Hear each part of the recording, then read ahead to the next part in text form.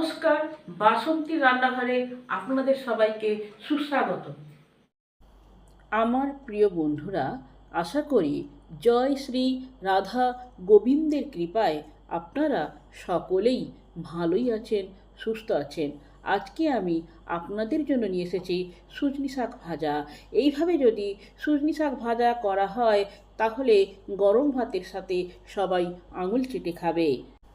এই ভিডিওটা সম্পূর্ণ দেখা আর আমার চ্যানেলটিকে সাবস্ক্রাইব করার অনুরোধ রইল, কারণ আমি যে নিত্য নতুন ভিডিও বানাবো তার নোটিফিকেশান সবার আগে আপনার কাছেই যাবে। আজকে সজনি শাক ভাজা রান্না করব, সেই জন্য নিয়েছি 200 গ্রাম সজনি শাক। সজনি শাকগুলো ভালো করে পরিষ্কার করে বাছা আছে। এই সজনি শাকে অনেক পোকামাকড় থাকে, সেইগুলো বেছে নিতে হয়েছে।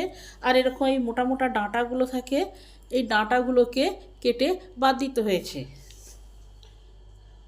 এবার এই শাকটাকে পরিষ্কার করে ধোয়া হবে।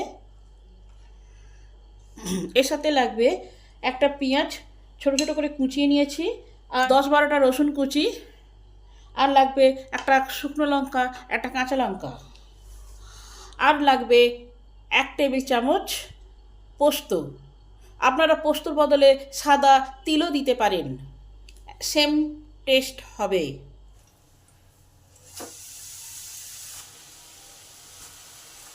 শাকগুলো আগে আমি সেদ্ধ করে নেব। প্যানে চাপিয়েছি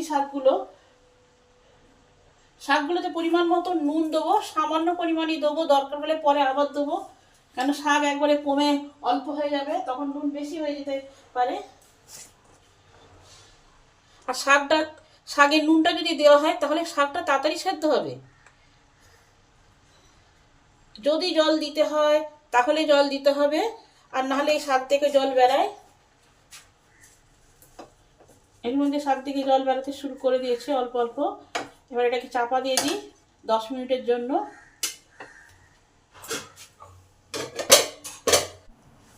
8 মিনিট পর শাকটা কেমন অবস্থায় আছে দেখি। শাকটা সেদ্ধ হয়ে এসেছে, অনেক কমে গেছে। মাঝে একবার খুলেছিলাম, জল শুকিয়ে গেছিলো, জল দিতে হয়েছে। টাটকা যদি শাক হয় তাহলে জল দিতে হতো না। শহর অঞ্চলে শাক অনেক দিন পরে আসে, তাই শাকের জল নষ্ট হয়ে যায়, তাই শাকে জল দিতে হয়।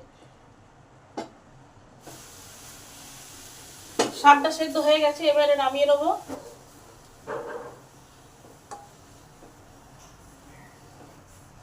এবার এই প্যানেতেই পরিমাণ মতন তেল দেবো,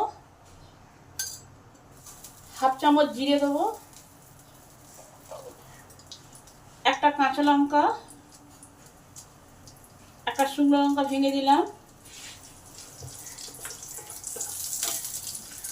এগুলো একটু ভাজা ভাজা করে নেবো। এবার রসুন কুচিটা দিয়ে দিলাম,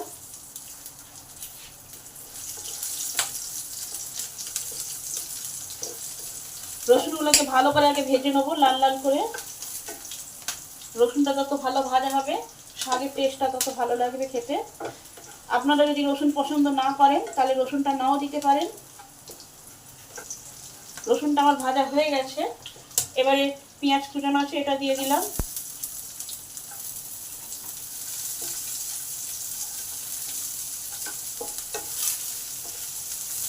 পেঁয়াজটা তাড়াতাড়ি যাতে ভাজা হয় তার পরিমাণ মতন নুন দিলাম। শাকে অল্প নুন দেওয়া আছে, পেঁয়াজতে অল্প করেই নুন দিলাম। পেঁয়াজটা একটু লাল লাল করে ভাজবো, তবে শাকটা খেতে আরো ভালো লাগবে। এইভাবে কিছু ছাড়িয়ে নিয়েছি, আপনাদের দেখানোর জন্য দেখাচ্ছি, নাহলে এরা খুব জড়িয়ে যায় সজনি শাকটা সেদ্ধ হওয়ার পরে। এভাবে আলাদা করে নিতে হবে, তবে পেঁয়াজ মশলা সব এর ভিতরে ঢুকবে।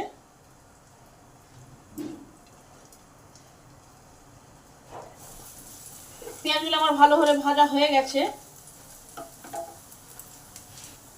এবার এই 1 চামচ পোস্ত এই পেঁয়াজের উপরে দিয়ে দিলাম। এবার পোস্তটাকে 1 মিনিটের মতো নেড়ে নেবো, একটু ভাজা হয়ে যাবে ভালোভাবে।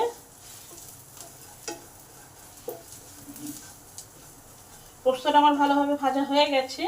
এই সময় এই শাকটা আছে, শাকটাকে দিয়ে দিলাম।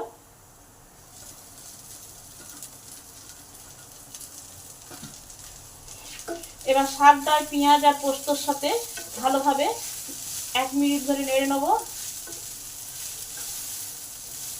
এরকম যদি শাক ভাজা থাকে গরম ভাতের সাথে আর কিছুই লাগবে না, এই শাক ভাজা দিয়েই পুরো ভাতটা খাওয়া হয়ে যাবে।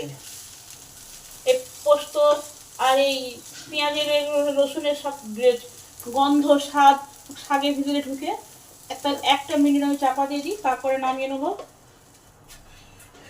1 মিনিট পরে ঢাকাটা খুলে দেখি।